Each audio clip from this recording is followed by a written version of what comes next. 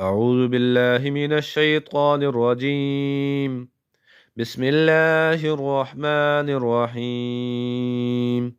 سيقول السفهاء من الناس ما ولاهم عن قبلتهم التي كانوا عليها قل لله المشرق والمغرب يهدي من يشاء إلى صراط مستقيم.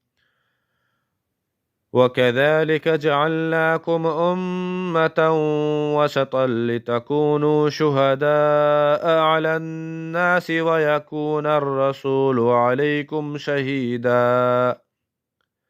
وما جعلنا القبلة التي كنت عليها إلا لنعلم من يتبع الرسول ممن ينقلب على عقبيه وإن كانت لكبيرة إلا على الذين هدى الله وما كان الله ليضيع إيمانكم إن الله بالناس لرءوف رحيم.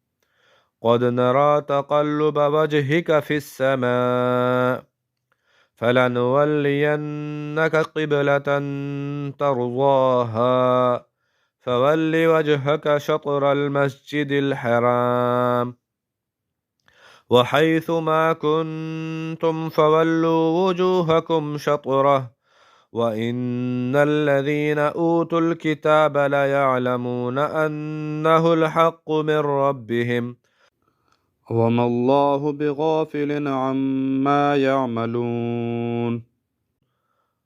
ولئن أتيت الذين أوتوا الكتاب بكل آية ما تبعوا قبلتك وما أنت بتابع قبلتهم وما بعضهم بتابع قبلة بعض ولئن اتبعت أهواءهم من بعد ما جاءك من العلم إنك إذا لمن الظالمين. الذين آتيناهم الكتاب يعرفونه كما يعرفون أبناءهم وإن فريقا منهم ليكتمون الحق وهم يعلمون.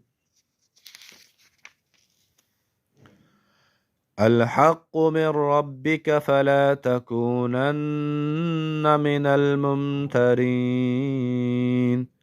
صدق الله العظيم.